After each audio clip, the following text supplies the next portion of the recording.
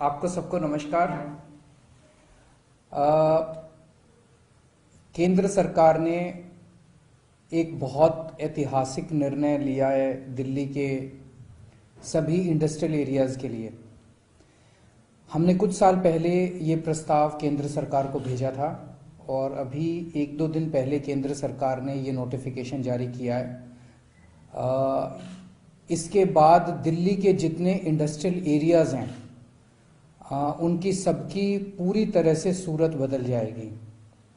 अभी तक दिल्ली के अंदर इंडस्ट्रियल एरियाज में मोटे मोटे तौर पे मैन्युफैक्चरिंग एक्टिविटी अलाउड होती थी।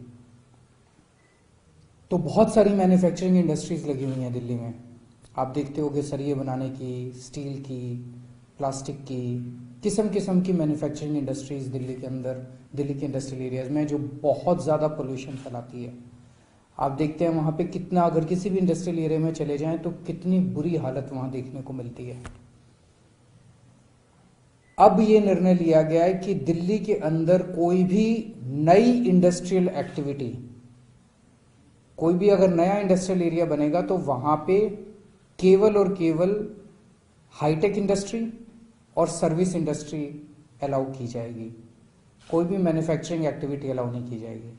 तो केवल हाईटेक इंडस्ट्री और सर्विस इंडस्ट्री नए इंडस्ट्रियल एरिया के अंदर। और जितने पुराने इंडस्ट्रियल एरियाज हैं वहां भी उनको मौका दिया जाएगा। जो जो लोग चाहेंगे वो अपनी एग्जिस्टिंग इंडस्ट्री बंद करके ये नई इंडस्ट्रियल एक्टिविटी यानी कि सर्विस इंडस्ट्री या हाईटेक इंडस्ट्री लगा सकते हैं। तो धीरे धीरे हमें उम्मीद है कि आने वाले समय के अंदर ये जितनी मैन्युफैक्चरिंग इंडस्ट्री है ये सब बंद हो जाएगी और धीरे धीरे सर्विस इंडस्ट्री और नई इंडस्ट्रियल एक्टिविटी, नए हाईटेक इंडस्ट्री लगनी चालू हो जाएगी। इसमें क्या क्या चीजें आती है आप अगर देखेंगे, ये लिस्ट अगर देखेंगे तो इसमें चार्टर्ड अकाउंटेंट अपने ऑफिस खोल सकते हैं, लॉयर्स अपने ऑफिस खोल सकते हैं, मीडिया के लोग अपने ऑफिस खोल सकते हैं, सॉफ्टवेयर इंडस्ट्री यहाँ पे लग सकती है, उसके बहुत ऑफिस खुल सकते हैं, computer hardware and software industry and industries doing systemic integration, industries integrating and manipulating the interfaces of computers and telecom facilities, IT service industry है, internet and email service providers, ITES industry है, customer interaction services, call centres, email help desk, back office processing, finance and accounting, insurance claims, HR services, business process outsourcing, knowledge industry, software extension, media की वो खुल सकते हैं, media के offices, TV and video programme production,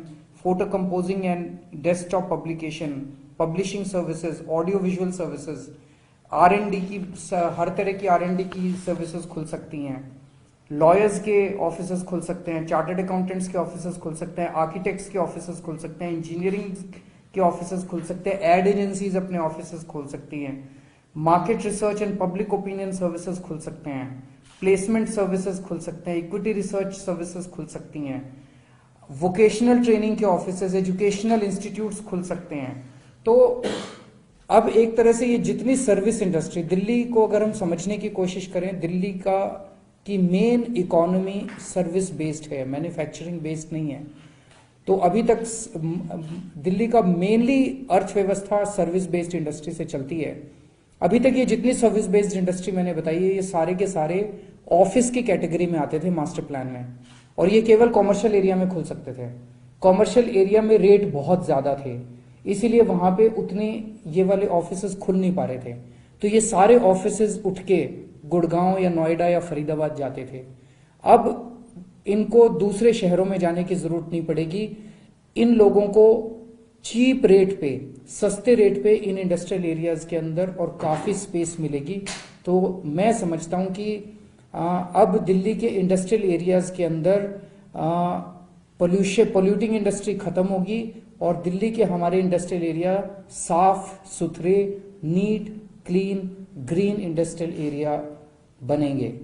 और ये पिछले 3-4 साल पहले हम लोगों ने प्रस्ताव भेजा था। पिछले 3-4 महीने से मैं हरदीप पुरी साहब के पीछे पड़ा हुआ था। मैं पर्सनली आज उनका शुक्रिया अदा करना चाहता हूं हरदीप पुरी साहब का, जिन्होंने ये ऐतिहासिक कदम दिल्ली के लिए उठाया है और आने वाले समय में पोल्यूशन को ख़त्म करने के लिए और दिल्ली को साफ सुथरा और सुंदर बनाने के लिए ये कदम बहुत ही निर्णायक कदम होगा, बहुत ही महत्वपूर्ण कदम होगा। नमस्कार।